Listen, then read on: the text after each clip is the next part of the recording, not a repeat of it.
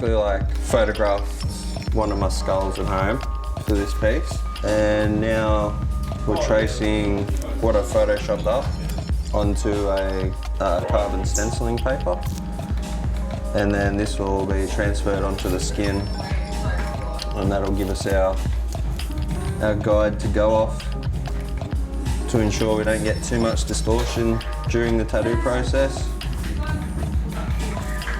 You want to try and pay a lot of attention to where all your different colour values are. You want to make sure you get all them in there. Even if you don't, if it's a subtle value and you don't think it's necessary, at least it's there if you want to use it.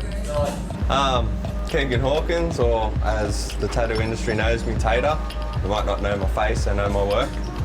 Here at Universal Ink today, doing a little clip on a piece on Breno from Numbscull. Been tattooing around 4.5 years now. I come from Newcastle, Australia, in New South Wales. And what else am I going to say?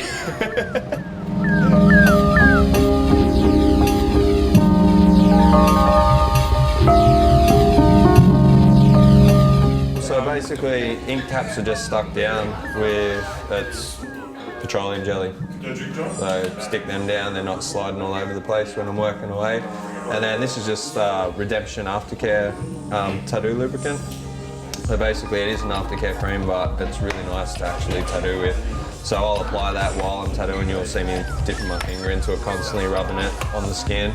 And it's a natural product, so it won't actually like clog the pores or anything like that while you're working with it. And it sort of helps to stop the ink from sticking to the skin where I don't want it to while I'm working away, and reduces a lot of excess wiping. These are pre-made needles and they're pretty good, but I like to just still do the traditional thing and close them up a little bit and bend my bars so they run off the back of the tip. Alright, so basically this is just a little bit of watered down green soap solution. Something I like to do, which not a lot of people do, is I just wet down a bit of paper towel and then dab it over the top of the stencil as well. It'll just help remove any excess stencil primer that's on the surface. So when it comes to doing the tattoo, when you're wiping back over it, you're not lubricating that primer and helping peel the stencil off.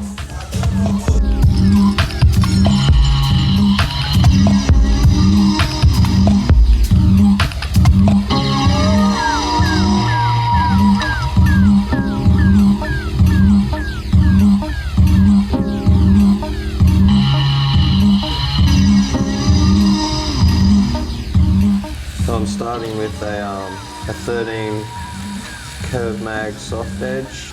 Probably one of my favourite needles. I'll do a lot of the tattoo with this. We'll just start by blocking in a lot of the background, getting those dark colours out of the way, so we're not dirtying up the rest of the tattoo anyway.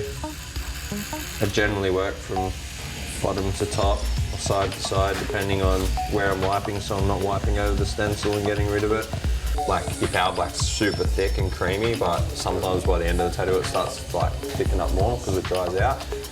So if you dip like the creamy one into like a little bit waterier one, it's like watering it down, but it's watering it down with black. So basically I've just gone down to a 5 liner now just to do all the little tight areas around the teeth. Cut them in, we want them to stay nice and sharp.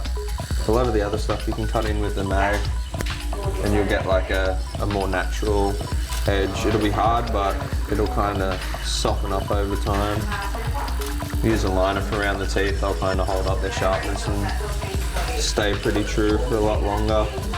If I was ever really unsure about how someone's skin was, I might set up 2 machines and have, because at the moment I'm actually using a straight bar. So I might set up one with like a medium spring in it and a slightly different stroke, just in case I'm having troubles with the straight bar, and then I've got that other option. Alright, so now that I've got like most of this black area kind of blocked in, I can start building up my other colours into it. That way I'm not going to be wiping black ink back through the tattoo and dirtying up my colours too much.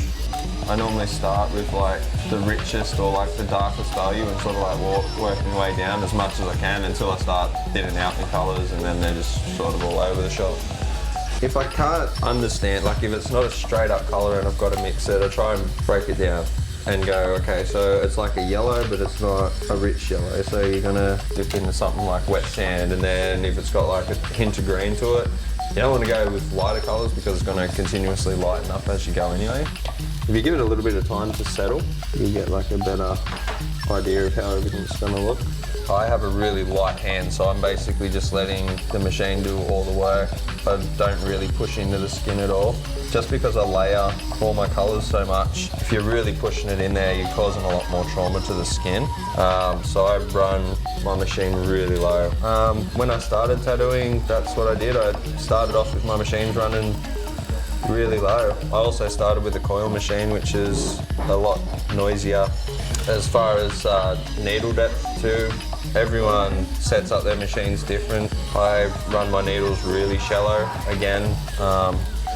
Because I layer so much, I don't want to be burying my needles into the skin and chewing holes in people. Probably about half what most people tend to tell me they set their needle depth up at. I find if you try and rush a tattoo too, it lacks in detail and you can miss things a lot. I'm never in a hurry. I do what I can for the day, and if we've got to do another session on it, we do another session on it. When you're actually looking at a reference, you want to find something that's got a good deal of contrast with it as well, especially for realism. Because you don't actually have any hard lines to hold everything together, it's not like a traditional tattoo where you do a thick black outline, a little bit of black and throw some red in there. You want to make sure that you've got nice contrast, so it's going to hold all your colours in there. You want to make sure that you've got nice saturation of colours. The colours aren't too subtle in their changes, so that they are going to hold up over time. And when you actually get it in there, it's not like a black and grey tattoo where you're just washing your inks in there and it can heal light and it doesn't matter. You want your inks to be solid and saturated so that they do actually hold up and it doesn't fall apart and get really faded and washed out looking.